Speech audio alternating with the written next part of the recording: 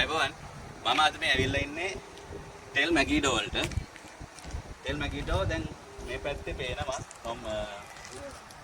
හයිෆා යන පාර. ඒ කියන්නේ නම්බර 6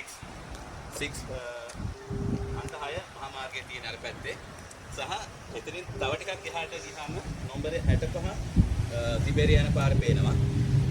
මේ තියෙන්නේ ටෙල් මැගීඩෝ. එහෙම නැත්නම් මැගීඩෝ බලකොටු පුරාණ බලකොටුවක්. මේක අවුරුදු 3500කට එහා අතීතයක් තියෙන බලකොටුවක්. දැනටත් මේක කැනීම් කරනවා. මේ වෙනකොට කැනීම් ලේයර්ස් 20ක්. ඒ කියන්නේ ලේයර්ස් 20ක් කියලා කියන්නේ මීටර 20ක් විතර යටට කැනීම් කරලා තියෙනවා. හැබැයි මේ දැනට හම්බෙලා තියෙන සාධකණු මේක 3200ක් විතර පරණයි. 3200ක් විතර පරණ බලකොටුවක්. දැන් ඔයගොල්ලෝ දකිනවා මේකේ මේ තියෙන නටමුන් වල මේකේ අදහසක් තියෙන මේ ගේට්ටුව අදහස නෙවෙයි ඓතිහාසික මේකක්. මේ ගේට්ටුව හදලා තියෙන්නේ දාවිත් රජතුමා සහ ඔහුගේ දාවිත් රජතුමාගේ පුතා කවුද සුලේමාන් රජතුමා විසින් ඉදි කරපු මේකේ මේ ලෝහමය ගේට්ටුව තමයි මේ හයෙන් තුනක් තිබිලා තියෙන්නේ. පස්සේ කාලේ ගාව විනාශ වෙලා ගිහිල්ලා අදටත් ඒ සාධක තමයි ඉතුරු වෙලා තියෙන මේවා. ඒ අවුරුදු 3500ක් විතර පරණ ගල් කණු තමයි මේ තියෙන්නේ. එතකොට මේකේ වැදගත්ම තැන් ටිකක් තියෙනවා. ඒක මම පෙන්නන්නම් ගිහිල්ලා. එතකොට මේක ඊශ්‍රායලේ ඉන්න හැමෝටම විවෘතයි වෙලා බලන්න පුළුවන්. ටිකට් එකක් කරන් බලන්න පුළුවන්. මේ කැනීම් කරපු ඒවා අපිට පේන දැන්ට පල්ලෙහා තියෙනවා. ඒ කියන්නේ මේකේ ඉතිහාස කතාව කියනවා නම් තුත්මෝස් the second එහෙම නැත්නම් දෙවෙනි තුත්මෝස් රජතුමා පාරාව රජ කෙනෙක්. ඒ රජතුමා ඇවිල්ලා ඒ කාලේ මේ ප්‍රදේශයේ මේ බලකොටු පාලනය කරපු කැනනයිට්ස්ලාට ගහලා ඒගොල්ලෝ පරාද කරලා තමයි මේක අත්පත් කරගෙන තියෙන්නේ.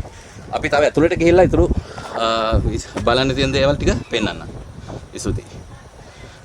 තවත් කාරණාවක්. එතකොට මේ කැනනයිට්ස්ලා කියලා කියන්නේ බොහොම මේ බලසම්පන්න රණ සූරයෝ. මාස 7ක් මේක වට කරගෙන ඉඳලා තියෙනවා පාරාවොස්ලා කියන්නේ ඒ කාලේ හිටපු බලසම්පන්නම රාජධානිය ඊජිප්තුවේ. ඒගොල්ලෝ මාස 7ක් සටන් කරා කියලා කියනවා මේගොල්ලෝ පරාද කරන්න. මේ තියෙන්නේ ජලය කරා කියලා හිතාගන්න තියෙන ස්ථානයක් සහ මේ ඒ කාලේ කියන්නේ ක්‍රිස්තු පූර්වයෙන් 230ක් වගේ එහෙම නැත්නම් 2300ක් වගේ කාලයකට කලින් ඉදි කරපු බලකොටුවේ නටමුන් තමයි මේ තියෙන්නේ. ඒකේ පොළොව මත පිටක් තියෙනවා. සාමාන්‍යයෙන් කොහොම යටට තියෙන්නේ මේ කැනීම් කරලා හොයාගත්ත ඒවා. කැනීම් කරලා හොයාගත්ත මේ කොටස් තමයි පේන්න තියෙන්නේ. මේවා ක්‍රිස්තු පූර්ව දෙවෙනි මිලේනියම් එහෙම නැත්නම් ක්‍රිස්තු පූර්ව 2000 වගේ කාලයකටත් කලින් ඉදි කරපු ඉදි කිරීම. තවමත් දැක ගන්න පුළුවන් ඒ සමහර මේකට ජලය උනන ආකාරය. සමහර තැන්වල මම තව ඉදිරියේදී පෙන්නන්නම් පල්ලෙහාට ගිහිල්ලා එක තැනක් තියෙනවා.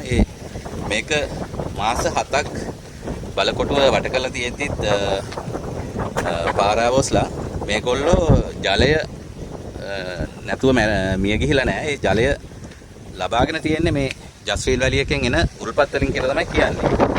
ඒක ඉදිරියේදී මම පෙන්නන්න එතනම යනවා. මෙතන තමයි මං දන්න විදිහට මම හිතන විදිහට ටෙල් මැගීඩෝ බලකොටුවේ පුරාතන මැගීඩෝ බලකොටුවේ ඉහළම තැන. මෙතන මේ පේන්නේ හයිෆා යන පාර.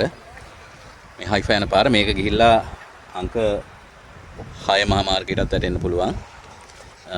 සහ එතනින් එහා ඈත පේනවා ටිකක් ඈතින් වාහන යනවා පේනවා. ඒ තමයි මේ ටෙල් පාර. ඒ කියන්නේ නම්බර 65 පාර.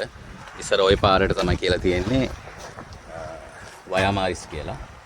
ඇත්තටම මේ කැනනයිට්ස්ලා මේ බලකොටු පාවිච්චි කරලා තියෙන වයාමාරිස් පාර ඔය හරහා බැබිලෝනියන්ස්ලා එතකොට පාරාවොස්ලා ඒ කියන්නේ ගමන් බිමන් ඇසිරියන්ස්ලා වගේ කට්ටිය ගමන් බිමන් කරලා තියෙනවා. එතකොට මේ මාර්ගයේ ආරක්ෂාවටත් එක තමයි මේක පාවිච්චි කරලා තියෙන්නේ. පස්සේ කාලෙක මේ බලකොටුව ඊට බොහොමයක් පස්සේ කාලෙක ග්‍රීක ආක්‍රමණ කියන්නේ පොළොන්නරුවේ ආක්‍රමණ ඊට පස්සේ ගොඩක් පස්සේ රෝමානු ආක්‍රමණයට ලක් වුණා. රෝමානු ආක්‍රමණ වලට ලක් වුණාට පස්සේ ඒගොල්ලොන්ගේ නිර්මාණ ශිල්පීය ලක්ෂණ පොඩි පරිදුණු කිරීම කරලා තියෙනවා. සහ මේකේ අපිට දකින්න තියෙන විශේෂ ලක්ෂණ කීපයක් තමයි මේගොල්ලෝ අර සර්වයිව් වෙන්න. ඒ කියන්නේ කවුරු හරි බලකොටුව වට කරොත් එහෙම කාලයක් සර්වයිව් වෙන්න ජලය සහ ආහාර රැස් කරලා තියාගෙන තියෙන ආකාරය. සොලමන් රජතුමාගේ මාලිගාවේ කොටස් තමයි මෙතන මේ දැන් මේ පේනහම් තියෙන්නේ. ඒ කියන්නේ ක්‍රිස්තු පූර්වයෙන් ගත්තොත් 1000ක්. ඒ කියන්නේ ක්‍රිස්තුස් වහන්සේ උප්පත්තිය ලබන්න වසර 1000ක් 1100ක් වගේ කාලයකට කලින් සොලමන් රජතුමා හදපු මාලිගාවේ කොටස් තමයි මෙතන දකින්න තියෙන්නේ. මේ අපි ඉන්න මට්ටමේ නෙමෙයි මීට පහළින් තිබිලා තියෙන්නේ. ඒ කොටස් තමයි අපිට මේ දකින්න තියෙන්නේ. මේකට කියනවා The Northern Palace කියලා. මෙතන උසම ස්ථානයක් මේ මැගිදෝ බලකොටුවේ. මේක හැබැයි ක්‍රිස්තු පූර්ව 8 වෙනි සහ 9 වෙනි සියවසේ කියලා තමයි මේ ඓතිහාසික සාධක වලින් කියන්නේ. පුරාවිද්‍යාත්මක සාධක වලින් නම් කියලා තියෙන්නේ ක්‍රිස්තු පූර්ව 8 වෙනි සහ 9 වෙනි සියවසේ කියලා. ඒ කියන්නේ ඊශ්‍රායලයිට්ස්ලා එහෙම නැත්නම් ඔය කවුද සොලමන් රජවරු එතකොට ඩේවිඩ් රජුරවන්ට එහෙම පස්සේ කාලේ ඉඳපු කට්ටිය අස්සයෝ ගාල් කරන්න හදපු තැනක් තමයි මෙතන. අස්සයෝ ගාල් කරන්න හදපු තැනක් මෙතන මේ එහෙම තමයි ඉතිහාසඥයෝ කියන්නේ. අස්සයෝ 150ක් මේකේ තියෙන ඒ කියන්නේ මේ ඒගොල්ලෝ කියනවා අස්සයෝ 150ක් වගේ ප්‍රමාණයක් මෙතන ගාල් කරලා තිබුණා කියලා. සහ අස්ස කරත්ත රෙපෙයා කරන්න වගේ පාවිච්චි කරපු තැනක් කියලා තමයි කියන්නේ. මේ තියෙන්නේ ඒ කාලේ හදපු මාලිගාවල් වල තිබිච්ච නටබුන් තමයි. මේකෙදී මේ ඉහළම ස්තරය නම් තියෙන්නේ ක්‍රිස්තු පූර්ව 8 9 එහෙම නැත්නම් ක්‍රිස්තු පූර්ව 10 වෙනි 11 වෙනි වගේ කාල පරිච්ඡේදයේ තිබිච්ච පැලස් වල මේ මාලිගාවල් වල බලකොටු වල ඉතිරි වෙලා තියෙන ශේෂ වෙච්ච නටබුන් පහළට කැණීම් කරද්දි තමයි අර ගොඩාක් පුරාතන ඒවා හම්බෙන්නේ අපිට.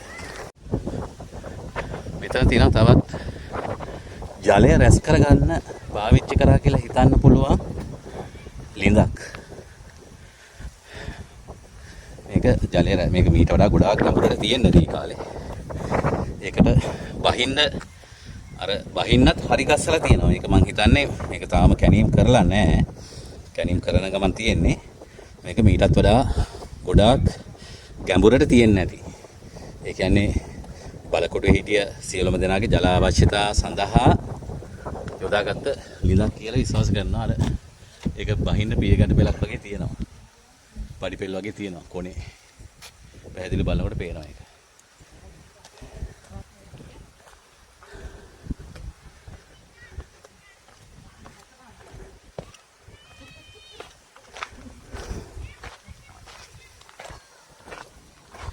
මේක තමයි සදර්න් පැලස් කියලා කියන්නේ. මේවා අවසාන කාලෙදී පාවිච්චි කරලා තියෙන ඊශ්‍රායලීස්ලා තමයි. නමුත් ඊටත් වඩා මේවා පරණයි. මේකේ සඳහන් වෙන විදිහට 10th BC සොලමන් රජතුමාගේ කාලේ තමයි මේ ඉහළම තියෙන නටබුන් උඩින්ම තියෙන නටබුන් සොලමන් රජතුමාගේ කාලේ කියලා තමයි විශ්වාස කරන්නේ. මේ තියෙන මැගිඩෝ බලකොටුවේ තවමත් කැණීම් කරන ප්‍රදේශ.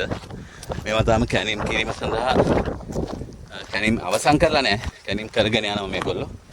එතකොට මේකෙදි මූලික වශයෙන් හොයාගත්ත දේවල් තමයි ඔය දැන් ඔය බෝඩ් ගහලා තියෙන්නේ. සහ මේ දකින්න පුළුවන් මෙන්න මේ කොටස.